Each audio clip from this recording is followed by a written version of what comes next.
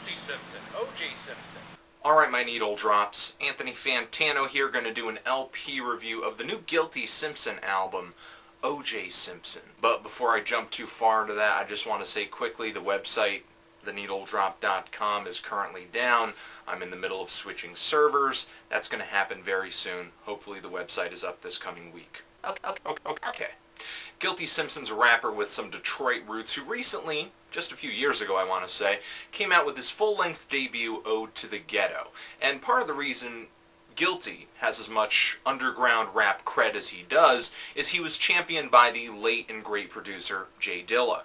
And what makes his new LP so interesting to me is that it's produced by none other than Madlib. Right now, 2010, Madlib's in the middle of a project where he's literally releasing one new album a month of instrumentals and loops and beats, all that kind of crate-digging stuff that he does. Not just that, but the guy's worked with Talib Kweli, of course MF Doom or Doom on the project Mad Villain, and he recently earned some production creds on the new Strong Arm Steady album. So with these two people working together, you have Guilty Simpson and Madlib, whose real initials are actually OJ, so you bring it together, you've got O.J. Simpson. The first thing that really hit me is that this project, for Madlib at least, is somewhat of a callback to that Mad Villainy album. A lot of different samples and styles and melodies are hidden within the beats. There are not a lot of hooks here. When Guilty Simpson is rapping, it's just a lot of straight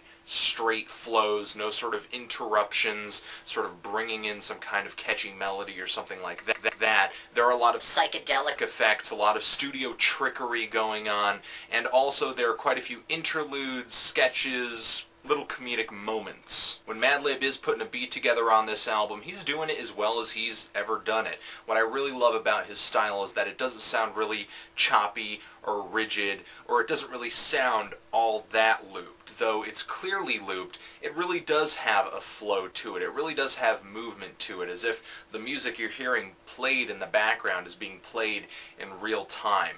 Doesn't sound like it's just being kind of woo-woo. Now, in terms of Guilty Simpson, I've heard Ode to the Ghetto. I've heard some tracks he released before that, but I'm not really an expert on his guest spots in a lot of places, but still, on this LP, he pulls out some of the best rhymes I've ever heard him spit. Guilty just has some real gangster aggression here. This is just some real tough guy rapping, but it's not the type of hip-hop where the lyricist is just rapping about how much cooler he or she is than you, or how much more money he or she has than you. It's just some badass rapping from a guy who's clearly lived his life as a badass. Guilty can be pretty relentless with some of his rhymes, but still, there are some moments where he'll throw in a joke here, something really funny there, kind of breaks the tension a little bit too. He's got a really great flow throughout this entire LP, and throughout these 24 tracks here, Madlib and Guilty really do produce some of their best work.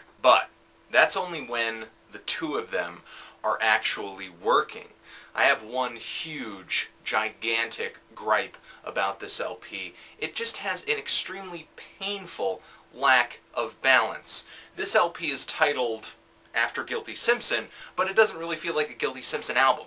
It feels like a Madlib album that Guilty Simpson merely guests on a couple times. I know when it comes to talking about rap albums and LPs in the hip-hop genre, a lot of people will joke about, how ridiculous some of the interludes are, or maybe how good the album would be without the interludes. However, half of the tracks, literally, half of the tracks are either intros, preludes, outros. Plus, aren't interludes supposed to be short? I mean, I know that 4 minutes isn't the longest time in the world, but a lot of the interludes on this album are longer than the actual songs, which is ridiculous. Interludes, intros, outros, they can add a lot to an LP. They could add context to a song, they can tease towards something that's about to happen, they can make something funny, they can make something more serious, they can give you an idea as to what you're going to hear, or give you closure on what you just heard. However, with 12 tracks being of that ilk, this LP really oversteps a boundary. I'm feeling a strong 5 to a light 6 on this. There are some tracks on here that individually did make me think, God damn, these guys have to do another LP. I can't wait to listen to the next Guilty Simpson album. However, this thing just detours way too much to feel like a complete album. If you're a Guilty Simpson fan, if you're a Madlib fan, Mad Villainy fan, whatever, let me know what you thought of this. Love it, hate it, and why. Anthony Fantano, Guilty Simpson, Madlib, O.J. Simpson, forever.